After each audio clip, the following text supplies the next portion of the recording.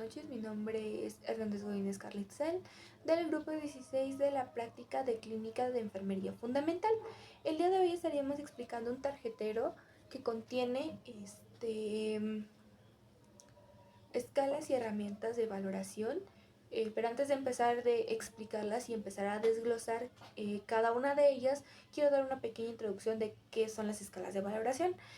Las escalas de valoración son herramientas clínicas estandarizadas que permiten medir, cuantificar y observar ciertas condiciones de salud en los pacientes. Se utiliza en enfermería, medicina y otras áreas de la salud para tener referencias más claras del estado del paciente, su evolución y la gravedad de su problema. Y unas características fundamentales de esas escalas son numéricas, o sea que dan un porcentaje o una clasificación. Permiten comparar las condiciones de los pacientes en distintos momentos, o sea que le damos un seguimiento para ver si nuestro paciente va mejorando o va empeorando. Y también nos favorecen las tomas de decisiones, porque si vemos que nuestro paciente está muy mal y no ha mejorado a base de estas escalas, las podemos tomar para ingresar a UCI o intubar. Y también esas son universales, que eso significa que todo personal de salud va a entender y comunicar el mismo resultado. Y vamos a empezar primero que nada con la escala Glasgow. Vamos a explicar lo que es la escala de Glasgow. Es una herramienta clínica que se utiliza para valorar el nivel de conciencia de una persona después de un traumatismo cráneoencefálico, un estado de inconsciencia o una alteración neurológica. En esta parte vamos a tener 3 apartados, que es la respuesta ocular, la respuesta verbal y la respuesta motora. En esta parte se van a valorar a base de números. Por ejemplo, la respuesta ocular lo vamos a tener del 1 al 4, donde 4 es la puntuación más alta en este parámetro. En la respuesta verbal lo vamos a tener del 1 al 5, y de la respuesta motora lo vamos a tener del 1 al 6. Y base a esto, sumándolos, nos tiene que dar un valor de 15 para que su valor máximo, para ver si nuestro paciente está bien. Pero su evaluación menor o la más pequeña es de 3, dependiendo cómo esté el paciente. Pero vamos a explicar el punto número 1, que es la respuesta ocular. Vamos a empezar de lo más bajo a lo más alto. Por ejemplo, la puntuación 1, 1.1, no abre los ojos a ningún estímulo. No tiene como tal ninguna respuesta. El número 2 es a base del dolor. Solo abre los ojos si se aplica algún estímulo doloroso. ¿A qué me refiero? Si nosotros estamos en una palpación y el paciente tiene sus ojos cerrados, al momento de hacer esa palpación, el paciente va a sentir dolor y puede abrir los ojos. También tenemos lo que es el punto número 3, que es la orden verbal. El paciente simplemente nos va a abrir los ojos cuando se le habla. Por ejemplo, cuando lo estamos llamando por su nombre, es la única ocasión, o cuando lo estés mencionando, va a abrir los ojos. También tenemos el número 4, que es la puntuación más alta, el punto 4, que es espontánea. Tiene los ojos abiertos sin que nadie lo esté estimulando. Vamos con la respuesta número 2, o la respuesta verbal. Como dije, esto tiene de máximo 5 puntos. Vamos a iniciar otra vez, como dije, de la parte más baja hasta la parte más alta. Tenemos que el punto número 1 tampoco hay una respuesta, no emite sonidos, tú le puedes hablar y no te va a contestar. El punto número 2 es sonidos incomprensibles. ¿A qué me refiero con esto? El paciente no se le va a entender. Nos puede emitir gruñidos, balbuceos, y no se le va a entender al momento de hablar. El número 3 son palabras inapropiadas. Solo dice palabras sueltas que no tienen ningún sentido. Por ejemplo, le podemos hablar al paciente y decirle cómo se llama, y nos va a contestar con otra cosa. Por ejemplo, señor Pérez, a nosotros hablarle al señor Pérez, el señor Pérez, en vez de contestarnos, sí soy yo, o qué pasó, nos va a soltar, no sé, un pato, algo así. El punto número 4 es confuso. Nos habla con frases pero no está orientado. No tiene coherencia sobre el lugar o fecha en la que está. Por ejemplo, él nos puede decir que hoy está a 13, pero en realidad estamos a 17 de septiembre. Y el punto número 5, que es orientado, es la respuesta más coherente. Sabe quién es, sabe dónde está fecha y lugar. Bueno, ahora vamos a explicar lo que es la parte 3, que es respuesta motora, que eso ya se basa del 1 al 6. Vamos a volver a empezar, que el 1 es la parte sin respuesta. Aunque nosotros a nuestro paciente le queramos hablar o le queramos hacer algún estímulo, este no va a realizar ningún tipo de movimiento. Bueno, vamos con la extensión anormal o conocida como descoordinación. El paciente en este caso va a extender brazos y piernas de manera rígida. Este es un reflejo aún más grave de la descoordinación. Bueno, vamos a empezar con el punto número 3, que es la flexión anormal. El paciente flexiona piernas y manos hacia el pecho, con las piernas extendidas. Esto es un tipo de movimiento involuntario y esto puede indicar un daño cerebral grave, como por ejemplo en áreas superficiales como la corteza cerebral. Bueno, vamos con el punto número 4, que es retirada al dolor. El paciente retira la extremidad de una forma más automática. Algún ejemplo, si nosotros estamos haciendo algún tipo de presión y al paciente le duele, lo que va a hacer es quitar eso, quitar esa extremidad o quitar la mano en este caso, porque está respondiendo bien a la respuesta más básica de reflejo. Vamos con el punto número 5, que es localiza el dolor. El paciente, ¿a qué me refiero con esto? El paciente lleva la mano a algún sitio donde se le aplica el estímulo doloroso. Por ejemplo, si se le está apretando una uña, el paciente intenta empujar la mano del evaluador. O sea, nosotros tenemos aquí nuestra mano y esa es la mano del paciente. Obviamente, si nosotros hacemos algún tipo de, ¿cómo se llama?, de presión, lo que va a hacer el paciente es quitarnos la mano.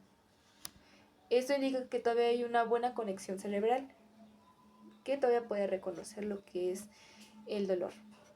Y bueno, vamos con el punto número 6, que se ya viene siendo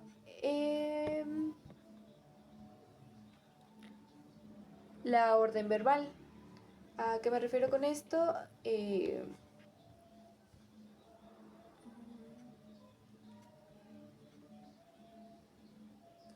Que si se le pide al paciente que mueva un brazo o la pierna, lo va a hacer correctamente. Por ejemplo, si nuestro paciente está consciente, orientado y nos puede contestar, o en este caso, nosotros le vamos a pedir que alce su mano. Vamos a decirle, álceme la mano derecha. Y lo que va a hacer es pues mover la mano o subir la mano derecha. Y pues bueno, eso ya es evaluando todos esos 3 puntos. Como dije, a la suma de estos 3 puntos se van a hacer 15 puntos. Que el 15 es el estado neurológico normal.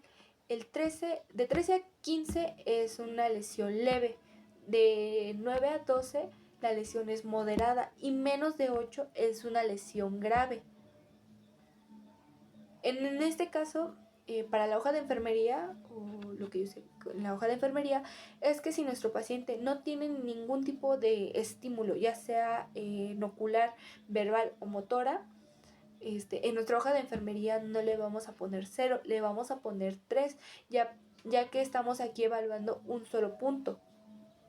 Bueno, ahora vamos a explicar lo que es la exploración física.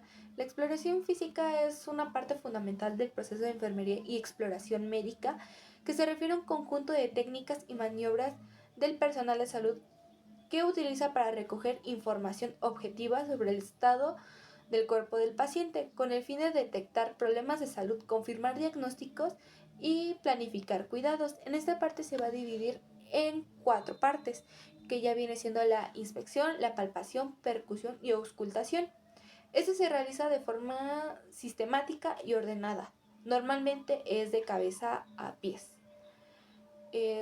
Vamos a empezar con el punto número 1, que viene siendo la inspección. La inspección es observar con la vista el cuerpo del paciente. Desde el momento en el que nosotros estamos enfrente de nuestro paciente, tenemos que estar alertas de ver cómo está, si no viene de lado, su coloración de piel, la respiración o alguna lesión visible. Bueno, vamos en la segunda parte, que es la palpación. Eso se refiere en tocar con las manos para sentir temperatura, texturas, masa, dolor o movimientos.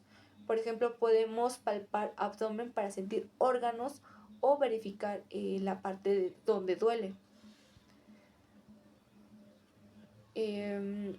Vamos a hacer la percusión, o la parte número 3 de la percusión. Es golpear suavemente con los dedos ciertas zonas para escuchar sonidos que indique si hay aire, líquido o masa. Por ejemplo, uno de estos es la percusión del tórax para valorar los pulmones. En esta parte se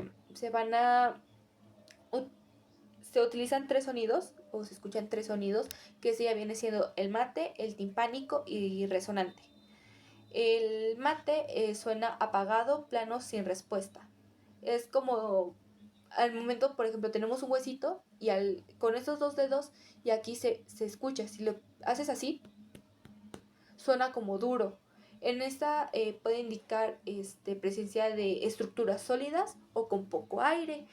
Por ejemplo, se puede, por ejemplo, lo que es el hígado, el vaso o algún músculo. El timpánico suena muy resonante, similar a un tambor. ¿A qué me refiero con esto? Es con capacidad con mucho aire. Por ejemplo, el estómago, al momento de tocar el estómago, se escucha como si fuera un tambor. No sé si se logra escuchar, pero espero que sí, pero se escucha como si fuera un tambor.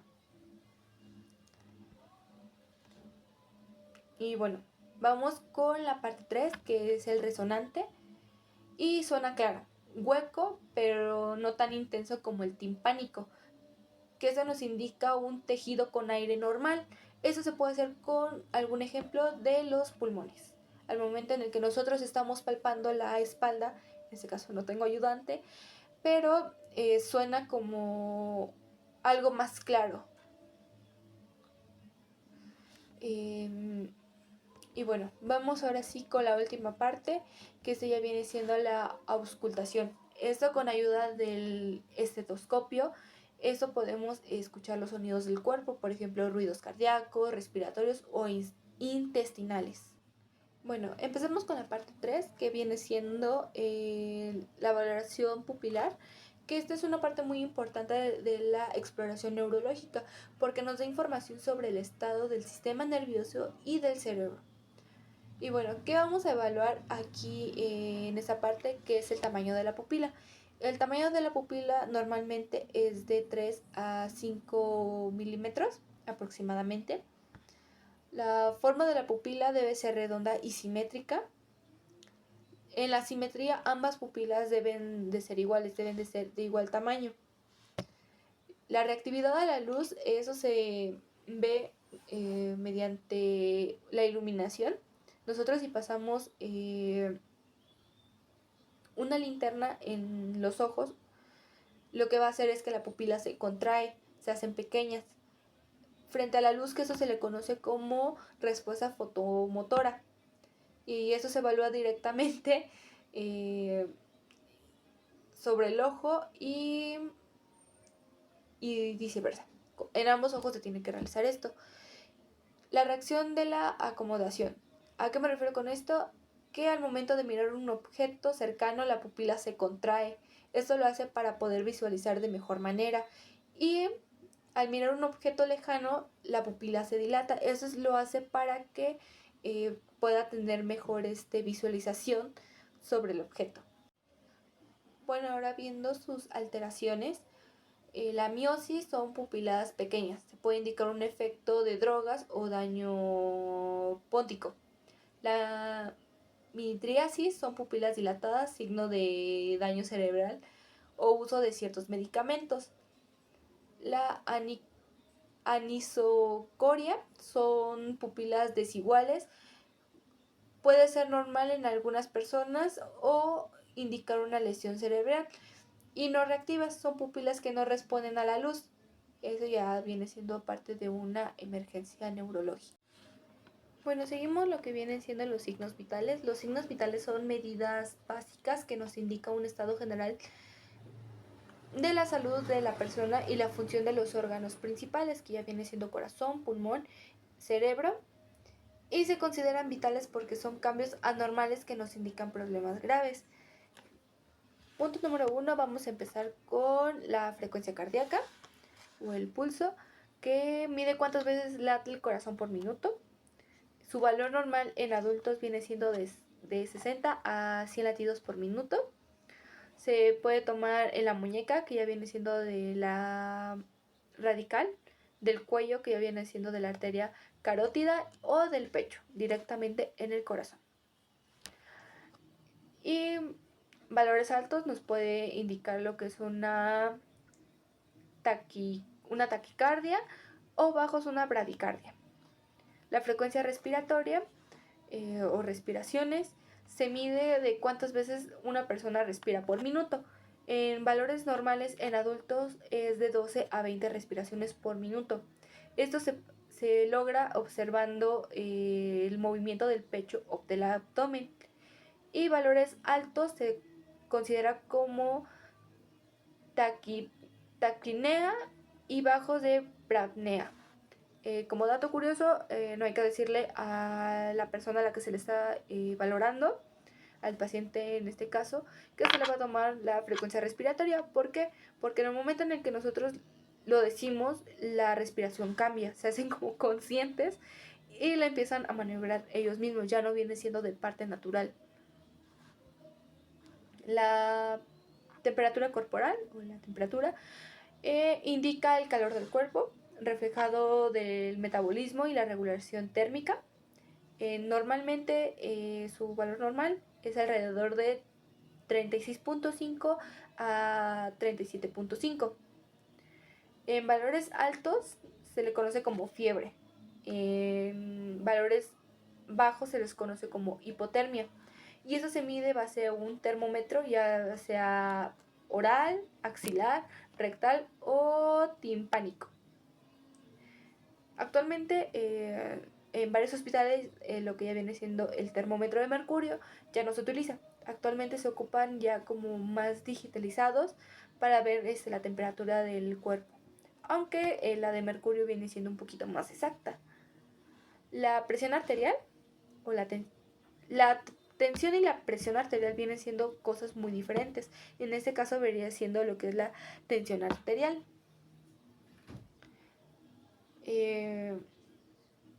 Bueno, vamos a empezar que esto mide la fuerza de la sangre que contrae las paredes de las arterias. Su valor normal es de 120 a 80, que el 120 vendría siendo la sistólica y el 80 vendría siendo la diastólica. Sus valores altos pueden indicarnos lo que es una hipertensión y bajos una hipotensión. Se toma con el baumanómetro o un monitor que ya viene siendo automático. Y bueno, vamos ahora con lo que es la saturación de oxígeno. Este mide el porcentaje de oxígeno en la sangre. Su valor normal viene siendo de 95 a 100%. Esto nos mide con pulso oxímetro, un oxímetro en un dedo o en un lóbulo de la oreja. Valores bajos nos pueden indicar problemas respiratorios o cardíacos. Ahora vamos a ver lo que es la valoración del dolor. Esto es una parte fundamental de enfermería y medicina porque el dolor es un síntoma subjetivo que es subjetivo, que es algo que nosotros no podemos ver a simple vista. A veces el paciente no lo tiene que decir a nosotros de me duele aquí. Y esto es dependiendo de lo que el paciente siente y no siempre son, como dije, signos objetivos. Por eso necesitamos herramientas para medirlo y registrarlo. Unos aspectos a valorar es la localización. Preguntar siempre dónde duele. Por ejemplo, donde nos puede decir nos duele la cabeza, nos duele el abdomen, nos duele la espalda, etcétera, etcétera, etcétera. Aquí viene siendo lo que ya viene siendo la intensidad. Esto viene siendo de una parte numérica, que generalmente son escalas del 0 al 10, donde 0 es donde no te duele y 10 es un dolor intenso. Tipo o calidad de dolor. Como se siente el dolor es mediante si es punzante, es ardor, depresión, opresivo, un cólico. Duración y momento, en cuánto tiempo dura, cuánto tiempo aparece, si es constante, irritante, solo de noche o al moverse. También tenemos lo que son los factores que lo alivian o lo agravan, que hace que el dolor mejore, que ya viene siendo un ejemplo, un reposo, un medicamento, o que empeore, que ya viene siendo un movimiento, presión o estrés. Y también aquí hay que valorar lo que son signos acompañantes, que ya viene siendo náuseas, dolor, palidez, taquicardia o cambios de presión arterial.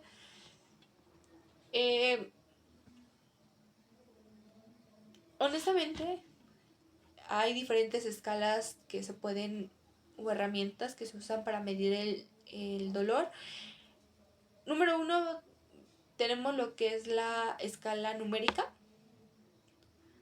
que el paciente nos lo va a decir del 0 a 10, que tanto siente.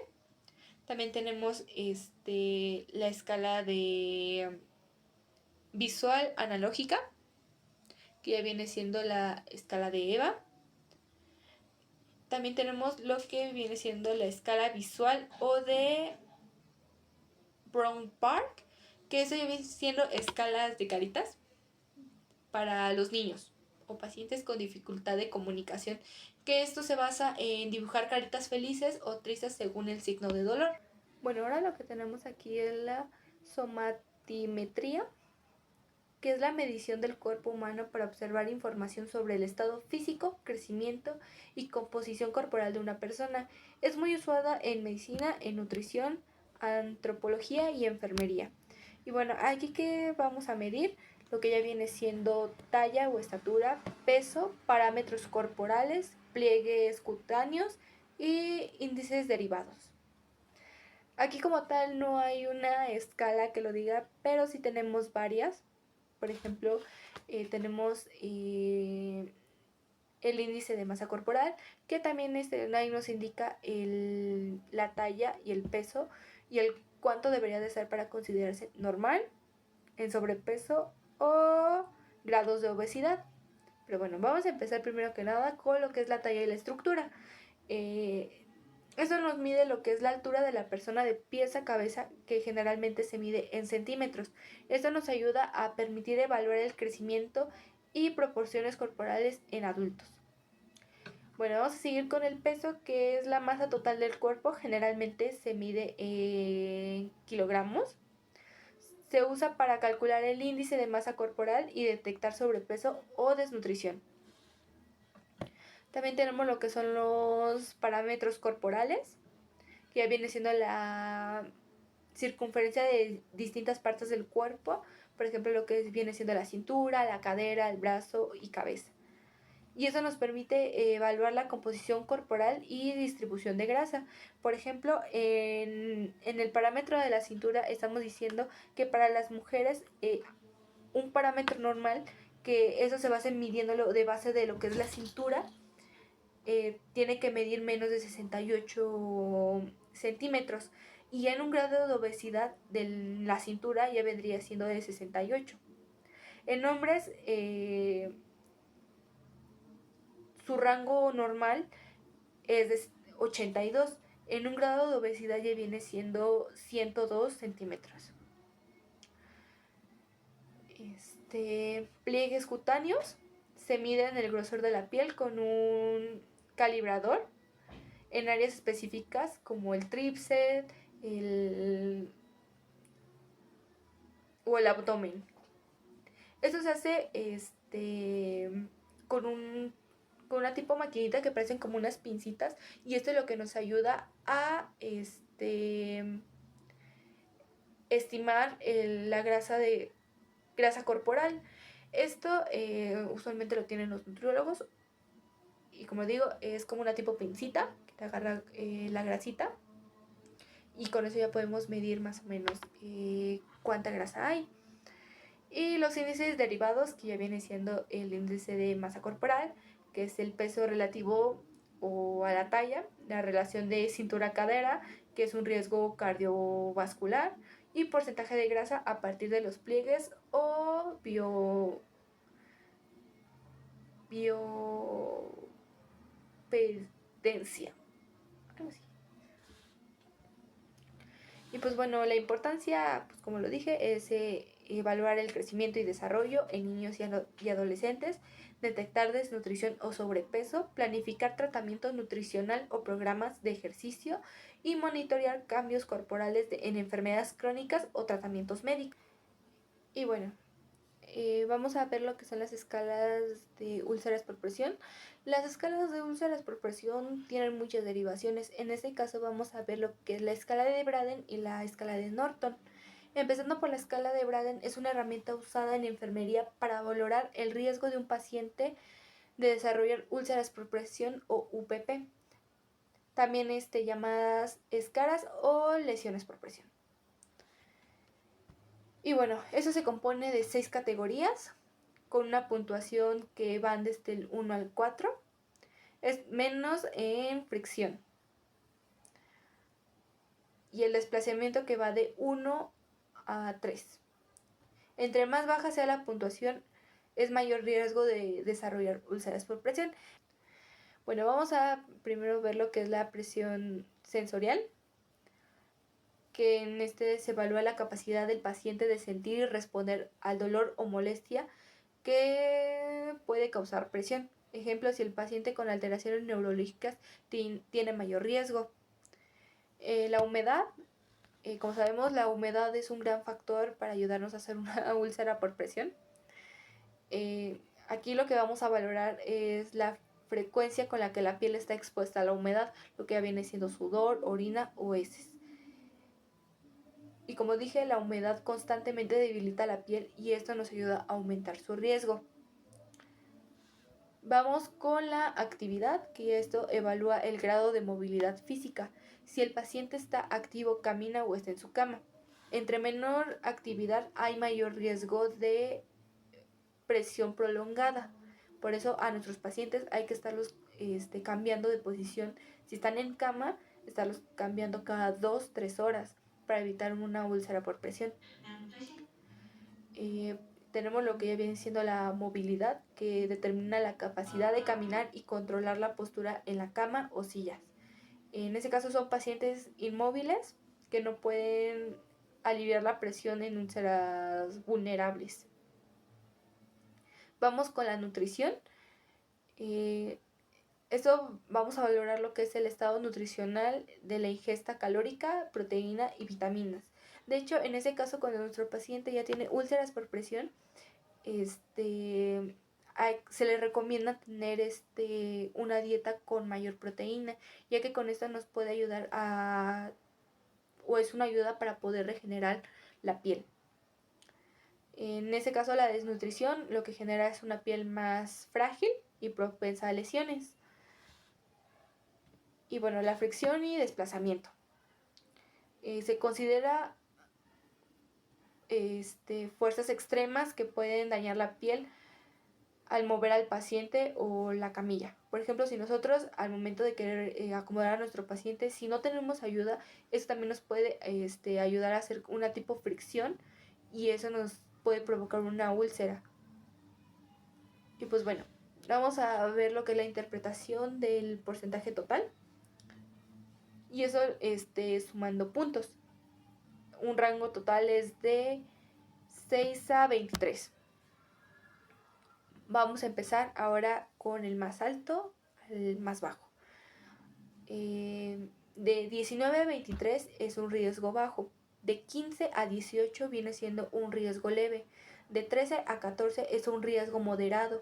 Y de 10 a 12 es un riesgo alto. Menor a 9 ya es un riesgo muy alto y que nos puede generar alguna úlcera por presión. Y bueno, como importancia, esto nos ayuda a planificar cuidados preventivos, como le dije, cambios de posiciones, colchones especiales, hidratación de la piel y nutrición adecuada. Bueno, ahora vamos a seguir con lo que ya viene siendo la escala de Norton, que ya viene siendo una herramienta usada en enfermería para valorar el riesgo de un paciente de desarrollar úlceras por presión. Es más simple que la escala de Braden, pero igualmente útil. Bueno, en esto nos vamos a evaluar 5 factores principales, que también es de 1 a 4. Vamos a poner el punto número 1, que viene siendo el estado físico general, que esto nos ayuda a evaluar la condición de salud general del paciente. Ejemplo, enfermos graves o crónicos que tienen mayor riesgo. Vamos con el estado mental. Esto vamos a valorar la capacidad de conciencia y respuesta de estímulos. Por ejemplo, en pacientes confusos o desorientados son más propensos a úlceras. La actividad. Aquí vamos a evaluar lo que es la movilidad física. Si camina, si se desplaza en silla de ruedas o está en cama. Como dije, también es lo mismo, de menor actividad, pues tiene mayor riesgo de generar úlceras por presión. La movilidad, eso nos va a determinar la capacidad de cambiar de posiciones en la cama o silla. Eso hay que tenerlo en cuenta, que es en pacientes inmóviles, no alivian la presión sobre la piel. Y bueno, la incontinencia, vamos a valorar si el paciente tiene control de esfínteres. La exposición prolongada a la humedad de orina o heces acumula mayor riesgo de lesiones. Y pues bueno, vamos aquí a ver lo que es la interpretación de puntual, que cada factor, como digo, se puntúa de 1, que es el peor, y el 4, el mejor, sumando en total de 5 a 20 puntos. El riesgo de úlceras por presión, pues es de alto riesgo, es menor a 14 puntos, que esto ya requiere medidas preventivas, y de 15 a 20 ya es un riesgo bajo o moderado. Es importante identificar a pacientes con riesgo antes de que aparezcan las lesiones, facilita la planificación de cuidado preventivo, cambios de posición, colchones especiales, igual a higiene de piel y nutrición. Es de fácil aplicación, es rápida, ideal para hospitales o residencias. Bueno, ahora en estas dos escalas quiero hacer como que una pequeña comparativa, porque su complejidad, por ejemplo, en la escala de Braden viene siendo más detallada con factores más específicos, por ejemplo, lo que ya viene siendo la nutrición o la fricción. En la escala de Norton ya viene siendo más simple y rápida. De uso clínico, la de Braden es ideal para hospital, pacientes críticos o con múltiples factores de riesgo. Y la de Norton ya viene siendo ideal para hospitales, residencias y una valoración rápida. La ventaja de la de Braden es permite identificar riesgos específicos y planificar cuidados preventivos más complejos. En la de Norton ya viene siendo rápida, fácil, práctica para valoraciones frecuentes. Y alguna de sus desventajas, por ejemplo la de Braden, se puede tomar más tiempo en aplicarla, y la de Norton viene siendo menos detallada, que no incluye lo que ya viene siendo la nutrición y la fricción. Y bueno, como último tenemos lo que es la escala de EVA, pero como dije ya lo había tocado con las demás escalas, pero pues bueno, vamos a hablar en esta en específica, que es la escala visual analógica, o conocida como EVA. Es una herramienta usada para valorar la intensidad del dolor de manera objetiva. Aunque el dolor es un síntoma objetivo, el paciente nos ayuda mucho en decirnos eso. Y pues bueno, ¿cómo funciona? Se presenta en una línea horizontal, normalmente de 10 centímetros. Un extremo sin dolor nos va a indicar 0 y del otro extremo, que es un dolor intenso, nos lo va a marcar como 10. El paciente nos lo va a marcar en una línea al al momento de presentar su dolor actual. La marca se convierte en un número de 0 a 10 y se tiene que registrar. Y pues bueno, vamos a ver su interpretación, que de 0 es sin dolor, de 1 a 3 viene siendo un dolor leve, de 4 a 6 es un dolor moderado y de 7 a 10 ya viene siendo un dolor intenso o severo. Alguna de sus ventajas que podemos hacer es que es rápida, permite comprender la intensidad del dolor antes y después de un tratamiento, ayuda a planificar cuidados y medicación analógica. Y unas consideraciones que se puede tener es que no sirve bien en pacientes con dificultades cognitivas, niños pequeños o pacientes que no puedan comunicarse. Para ellos, pues, como digo, se pueden utilizar escalas alternativas, como ya lo puse, que es la escala de Caritas o la escala numérica simplificada.